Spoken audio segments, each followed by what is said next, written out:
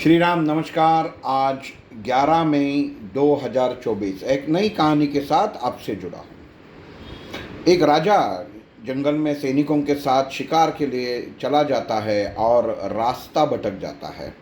सैनिक एक बाजू चले जाते हैं, राजा एक बाजू चला जाता है। उसे रास्ता पता नहीं चलता कि मैं जंगल से कैसे बाहर निकलूँ।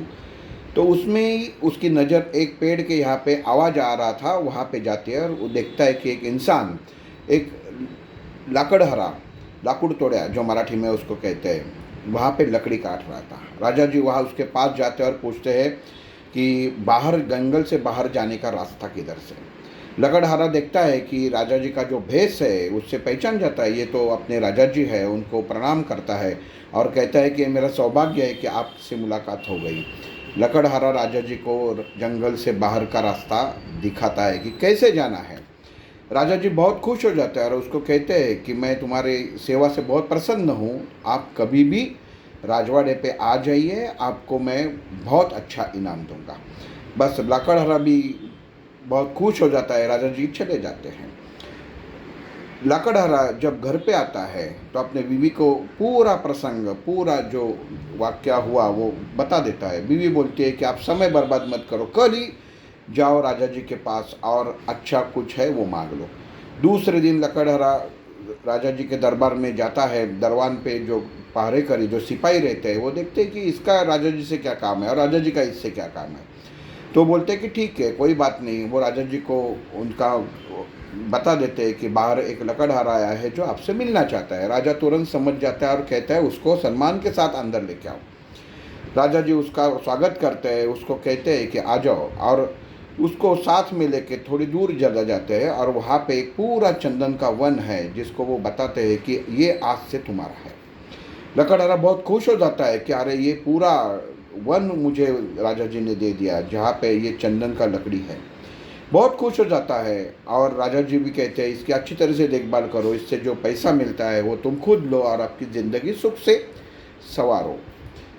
लकड़हारा बीवी के साथ वहाँ पे रहने के लिए आ जाता है और वो देखता है उसका रोज का काम था कि लकड़ी तोड़ना, उसको जलाना, उसका कोयला बनाना और बेचना। वो वैसा ही करने लगता है। धीरे धीरे एक एक लकड़ी तोड़ने लगता है, क्योंकि वो लकड़हारा था। धीरे धीरे लकड़ी तोड़ने लगता है, उसको जलाता था और जल के जो कोयला बनता था वो बाजार में जाके बेचता था।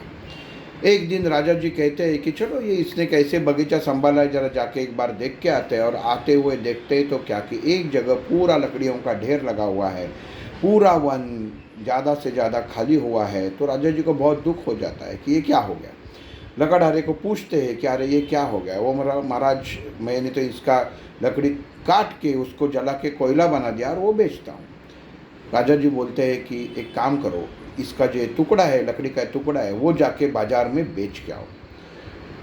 महाराज की आज्ञा सुन के लकड़हारा बाजार में जाता है और वो लकड़ी का टुकड़ा बेच के आता है और उसको समझ में आता है जो कोयले से 10 गुना ज़्यादा कीमत उसकी वो लकड़ी के मिलती है और वो बहुत ही दुखी हो जाता है।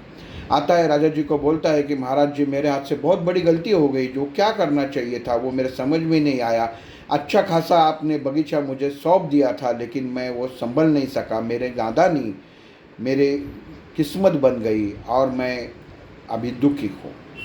दोस्तों कहानी यहाँ तक है, लेकिन कहानी का सारांश ये है कि ये जो चंदन का बगीचा है वो भगवान ने हम लोगों को दिया हुआ शरीर है। अपने हाथ, पाँव, कान, नाक, ये जो इंद्रिय दिए हुए हैं वो वही चंदन के पेड़ है जिनको हम लोगों को संभलना है।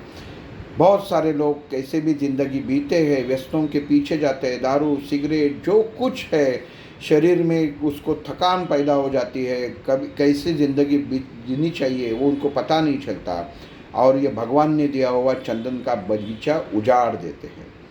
कैसे भी शरीर की तरफ आप देखो, ये आजकल के इसमें blood pressure, diabetes, sugar, cancer कितना फैला हुआ है।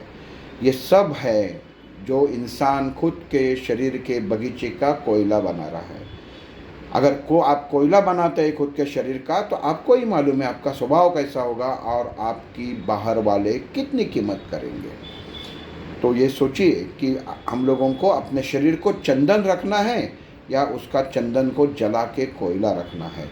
बस यही थी आज की कहानी कि ज़िंदगी में अगर सही समझो भगवान ने हम लोगों को जन्म लेते हुए भी एक अच्छा सा शरीर दिया हुआ है जो चंदन का बगीचा है। उसे हम लोगों को ठीक से संभल कर उसका इस्तेमाल करना चाहिए, उसके ज़िंदगी की खुशबू लेनी चाहिए, या खुद की ज़िंदगी खाई में झोंक के कोयला बना के ज़िंदगी ख़त्म करनी है। ये आपके हाथ में है। बस यही थी आज की कहानी। सबका दिन शुभ हो। कल एक नई कहानी के साथ मिलेंगे। जय श्री राम।